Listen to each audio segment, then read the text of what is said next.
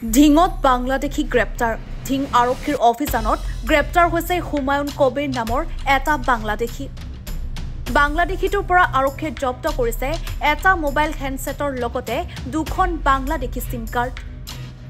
বাংলাদেশৰ সিলেট জিলাৰ পৰা মেঘালয়ৰ ডাউকি হৈ ভাৰতত প্ৰৱেশ কৰে বাংলাদেশী নাগৰিক হুমায়ুন কবিৰে। মেঘালয়ৰ পৰা গৰু ব্যৱসায়ৰ বাবে অসমত প্ৰৱেশ কৰিছিল বাংলাদেশীটোৱে।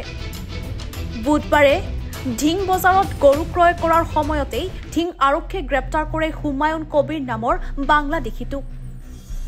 বাংলাদেশীটোক আশ্ৰয় প্ৰদান কৰা মতিবুৰ ৰহমান, আবুল হুছেইন আৰু মকবুল হুছেইনকো গ্ৰেপ্তাৰ কৰে আৰক্ষীয়ে। উল্লেখ্য যে হুমায়ুন কবিৰে ক্ৰয় কৰা ৯টাকৈ গৰু জব্দ কৰে ধিং আৰক্ষীয়ে।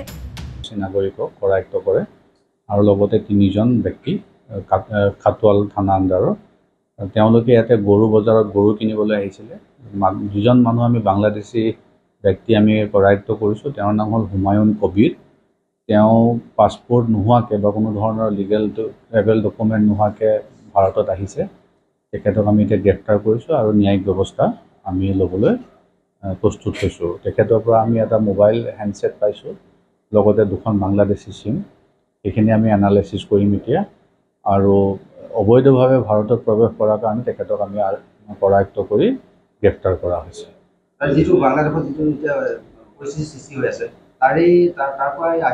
নাই, তেখেতে ইয়াত আহিছিলে ব্যৱসায় সংক্ৰান্তে, তেখেতে ইয়াত গৰু কিনিব আহিছিলে। আমি তথাপিও সেই এংগেলটো চাই আছোঁ, সোধ-পোছ কৰি আছোঁ। কিন্তু আমি যিখিনি প্ৰিলিমিনাৰী ইনভেষ্টিগেশ্যনত যিখিনি পাইছোঁ, তেওঁ এজন শ্বিলঙৰ মানুহৰ লগত যোগাযোগ কৰিছিলে গৰু কিনিবলৈ। তেওঁৰ যোগেদি তেওঁ আহে নগাঁৱলৈ। নগাঁৱত আহি তেওঁ খাটোৱালত এক ৰাতি থাকে আৰু যোৱাকালি ধিং বজাৰত আহিছিলে গৰু বজাৰত গৰু কিনিবলৈ। তাতে মানুহৰ সন্দেহ হোৱাত আৰক্ষীক খবৰ দি আৰু আৰক্ষী কৰায়ত্ব কৰে। সোধ-পোছ কৰি আমি গোটেই ৰাতি আমাৰ অফিচাৰসকলে সোধ-পোছ কৰিলে। সোধ-পোছ কৰি তেওঁ কেনেকৈ আহিলে, কি কৰিলে, ডাউকি দি তেওঁ সোমোৱা বুলি কৈছে। এতিয়া আমি আজি তেওঁৰ ওপৰত আমি লিগেল একশ্যন ল'ম।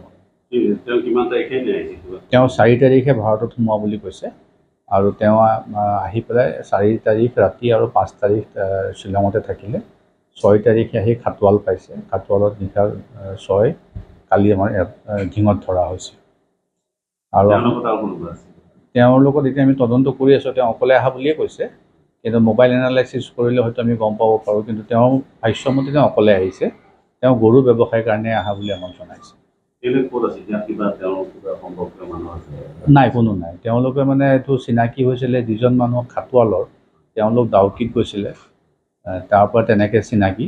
আৰু আগতেও তেনেকৈ গৰু ক্ৰয় কৰি নিছে, কিন্তু নিজে অহা নাছিলে। এবাৰ নিজে আহিছিলে আৰু নিজে অহাৰ পিছত তেওঁ ধৰা পৰিছে। গতিকে খাটোৱালৰ মানুহ ঘৰতে তেওঁলোককো এৰেষ্ট কৰাইছে। আমি তেওঁলোকৰ ৩জন ব্যক্তিক আমি পাইছোঁ ইয়াতে।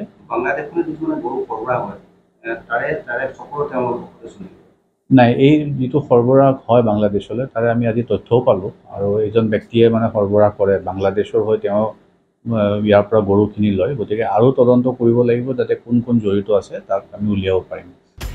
ধিঙৰ পৰা ছাইদুল ইছলামৰ ৰিপৰ্ট, এনি ভাৰত 24।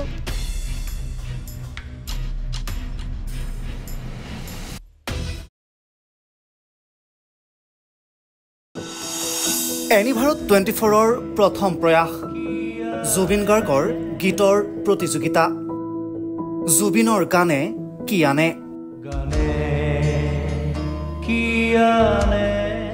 অডিশ্যনৰ বাবে যোগাযোগ কৰক 8638661821 আৰু 8812831556 নম্বৰত।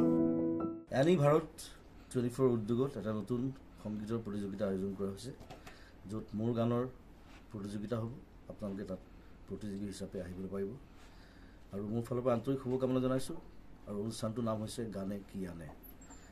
সকলোকে মৰম জনাইছোঁ, সকলোৱে আহক, ইয়াত অংশগ্ৰহণ কৰক। Thank you very much. Love U.